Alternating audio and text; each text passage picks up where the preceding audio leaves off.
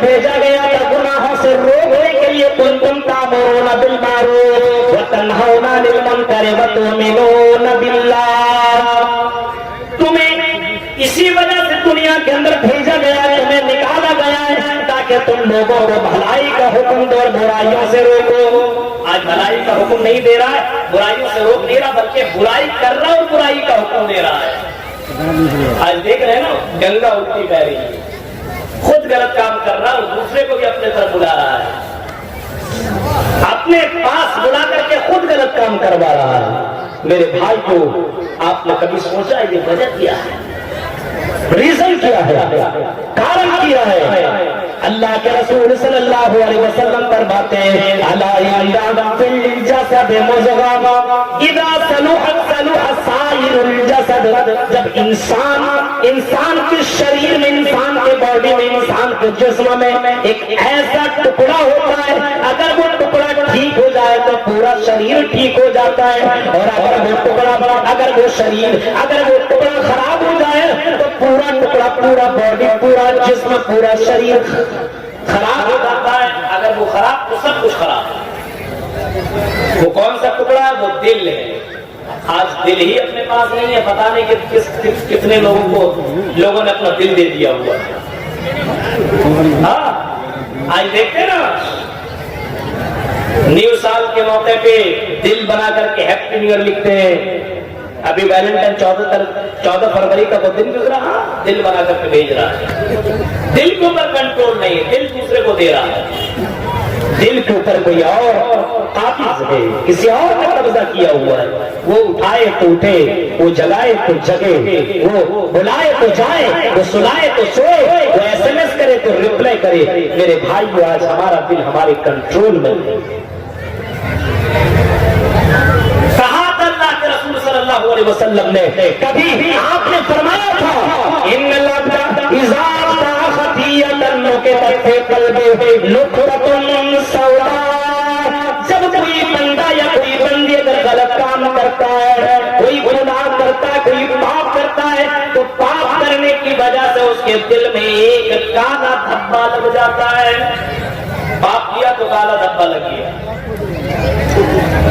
پاپ کیا، غلط کام کیا تو ایک کالا دھبا لگ گیا۔ اگر معافی مانگ لی تو کالا دھبا نکل گیا، اور معافی نہ مانگی تو پاپ چڑھتا گیا، اور اتنا پاپ چڑھ گیا کہ اس کا پورا دل کالا ہو گیا۔ اب قرآن کی آیتیں اس کو ذرہ برابر اثر نہیں کرتی ہے۔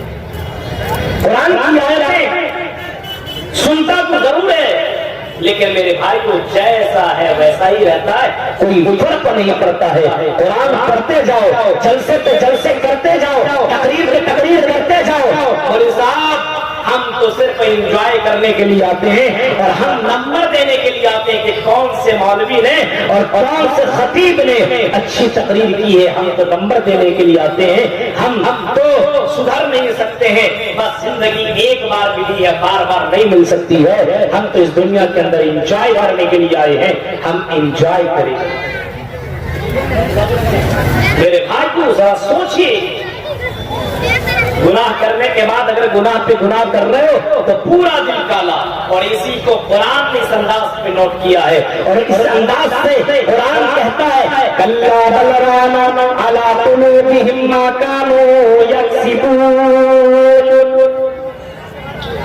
گناہ پہ گناہ کرنے کی وجہ سے، شراب اور جوا اور زنا کرنے کی وجہ سے، نماز چھوڑنے کی وجہ سے، یہ گناہ پہ گناہ کرنے کی وجہ سے ان کی دل میں زنگ لگ گیا ہے۔ اب قرآن کی آیت اثر نہیں کر رہی ہے، اب محمد رسول اللہ کا فرمان اس کو بدل نہیں رہا ہے، اب دنیا کی چیزیں اس کو اچھی لگنے لگی ہے، دنیا کی چمک دمک اور دنیا کی یہ رونق اسے اچھی لگ رہی ہے۔ اب قرآن کی آیت اسے سمجھ میں بھی نہیں آ رہی ہے، اسے ایک آیت پڑھنے کو بولو میرے بھائیوں، ایک آیت پڑھنے سنا نہیں سکتا، دعا پر پوچھو تو دعا بتا نہیں سکتا، وہ جنازے کی دعا ہو یا مجلس کی دعا ہو یا گھر میں داخل ہونے کی دعا ہو یا گھر سے باہر نکلنے کی دعا ہو یا سواری میں چڑھنے کی دعا ہو، اسے ایک بھی دعا معلوم نہیں ہے۔ پوچھو کیوں دعا یاد نہیں ہے، جواب دیتا مولوی صاحب دعا یاد کرنا یاد ہی نہیں ہوتا، اور گانا پوچھ لو تو ایسا لگتا ہے اسی نے گانا لکھا ہے۔ اسی نے گانا صرف سانگ میوزک سن لے تو بتا دیجیے گانا ہے، اور اس کا گائیکار یہ ہے، لکھنے والا یہ ہے، اس فلم کا گانا ہے، اس ہیروئن اور اس ہیرو نے گایا ہے، کتنا یاد ہے؟ غور کریے میرے بھائیوں، یہی سوال یاد کیوں نہیں ہوتا ہے؟ دین کا علم کیوں نہیں مل پا رہا میرے بھائی کو؟ ذرا سوچئے، امام شافعی نے کبھی اپنے استاد محترم وکی بن جراح سے کبھی پوچھا تھا، وکی بن جراح سے سوال کیا تھا، آئیے میرے استاد محترم ذرا یہ بتائیے، جب میں قرآن یاد کرتا ہوں تو مجھے قرآن کی آیتیں یاد نہیں ہوتی ہے، جب میں حدیث یاد کرتا ہوں تو میرے استاد محترم حدیث یاد نہیں ہو پاتی ہے، ذرا بتائیے ریزن کیا ہے، کارن کیا ہے؟ میرے استاد محترم بتائیے، میں جب یاد کرتا ہوں تو بھول جاتا ہوں۔ امام شافعی کے استاد وکی بن جراح نے جواب دیا تھا، وکی بن جراح نے کہا تھا، امام شافعی میرے شاگرد، تم گناہ کو ترک کر دو، تم پاپ کو چھوڑ دو، تم جرائم کرنا چھوڑ دو، تم نیک بن جاؤ، تم دیندار بن جاؤ، تم اللہ کے نیک بندے بن جاؤ، تمہیں اللہ تبارک و تعالیٰ اپنا علم نوازے گا، تمہیں قرآن یاد کرائے گا، تمہیں محمد رسول اللہ کا فرمان یاد کرائے گا، یعنی گناہوں سے اپنے آپ کو توبہ کرا لو، کیا تمہیں گناہ نہیں کروں گا۔ امام شافعی نے اسی کو اس انداز میں پرویا ہے عربی اشعار میں، شکوت الی وکیء سوء حفظی، شکوت الی وکیء سوء حفظی فارشدنی الی ترک المعاصی واخبرنی بان العلم نور ونور اللہ لا یہدی لعاصی۔ امام شافعی کہتے ہیں کہ میں نے اپنے استاد محترم سے جب سوال کیا، اے امام شافعی میرے استاد یہ بتائیے کہ میں قرآن یاد کرتا ہوں تو یاد نہیں ہوتا، محمد رسول اللہ کی حدیثیں یاد کرتا ہوں تو یاد نہیں ہوتا، مدارس میں پڑھنے والے لڑکوں اور مدارس میں پڑھنے والی لڑکیوں سنو، اگر تمہیں قرآن یاد نہیں ہوتا، محمد رسول اللہ کی حدیثیں یاد نہیں ہوتی ہے، تمہاری زندگی میں دعا یاد نہیں ہو پا رہی ہے، کمل گھاٹی، ہاتھ کاٹی، ہرن پور اور پاپور کے مسلمانوں سے امام شافعی نے جو اپنے استاد سے پوچھا تھا اور استاد محترم نے جو جواب دیا تھا، بڑا زبردست جواب تھا کہ اپنے گناہوں سے اپنے آپ کو بچا لو، کیونکہ فارشدنی الی ترک المعاصی، اے شافعی اپنے آپ کو گناہوں سے بچا لو، واخبرنی بان العلم نور، کے اللہ تبارک و تعالیٰ کا علم نور ہے، نور روشنی ہے، اور یہ اللہ تعالیٰ اپنا علم گنہگار لوگوں کو نہیں دیتا، گنہگار لوگوں کو عطا نہیں کرتا جو گناہوں میں ڈوبا ہوا ہو۔